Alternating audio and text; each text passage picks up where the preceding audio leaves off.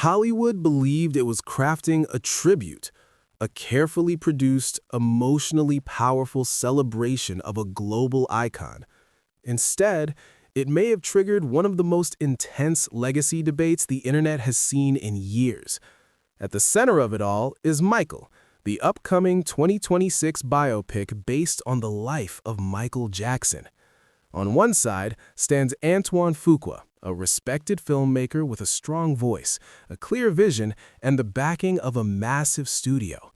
On the other side stands Paris Jackson, not a director, not a producer, but the daughter of the man whose life is being retold, reframed, and reinterpreted for the world. And somewhere between these two sides, the internet has declared a war. When Michael was first announced, the reaction was overwhelmingly positive. Fans celebrated, media outlets praised the casting.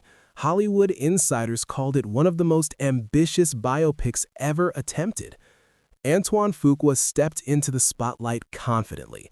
In interviews, he described the film as honest, deeply emotional, and respectful to Michael Jackson's humanity. He emphasized legacy, impact, and artistry. But as the promotion continued, something subtle began to stand out. Paris Jackson wasn't there. No celebratory posts, no visible excitement, no public alignment with the project. At first, people ignored it. Then they noticed it. Then they started questioning it. Online discussions picked up momentum. Comment sections filled with speculation. Fans began asking a question that refused to go away. If this film truly tells Michael Jackson's full story, why does the person closest to that story seem so distant?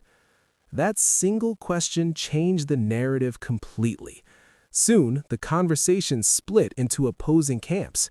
One side argued that Antoine Fuqua is an artist, hired to tell a cinematic story, not to seek approval from every person connected to Michael's life. They believe creative distance is necessary to create a powerful film. The other side pushed back hard. They argued that Paris Jackson doesn't just represent family, she represents lived experience, pain that cameras never saw, moments that never made headlines, a side of Michael that no script can fully capture. As these arguments grew louder, the film itself became secondary. This was no longer about trailers or performances.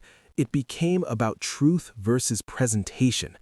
Across Reddit and X, users began dissecting Fuqua's interviews word by word. Some claimed his language focused more on protecting a legacy than confronting uncomfortable realities. Others accused the internet of projecting emotions onto a film that hasn't even released yet. At the same time, Paris Jackson's restraint only intensified the speculation. No public accusations, no dramatic statements, just distance.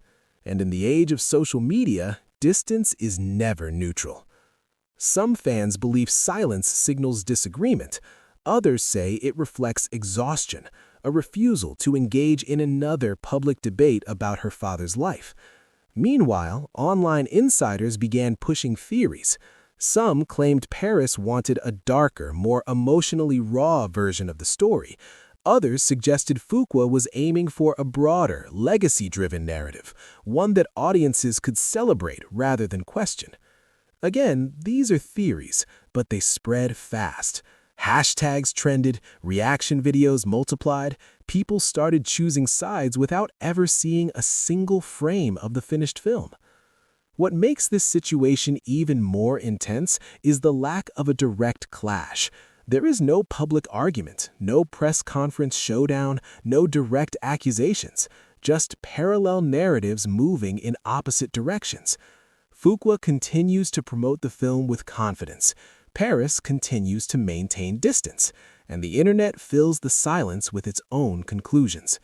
Now, as 2026 approaches, the conversation has shifted again. The real question is no longer whether Michael will be well made.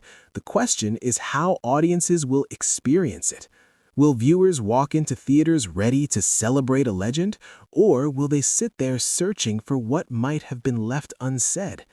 Because once a biopic becomes a battleground, every scene is judged differently. Every emotional moment is questioned. Every omission feels intentional. This isn't just about Antoine Fuqua's vision, and it isn't just about Paris Jackson's feelings. It's about who gets to shape a story when the person at its center is no longer here to defend it, explain it, or correct it. In the end, Michael may still become a massive success. It may move audiences. It may redefine the modern biopic. But one thing is already clear. Before it ever reaches cinema screens, Michael has entered the court of public opinion. And that trial has already begun.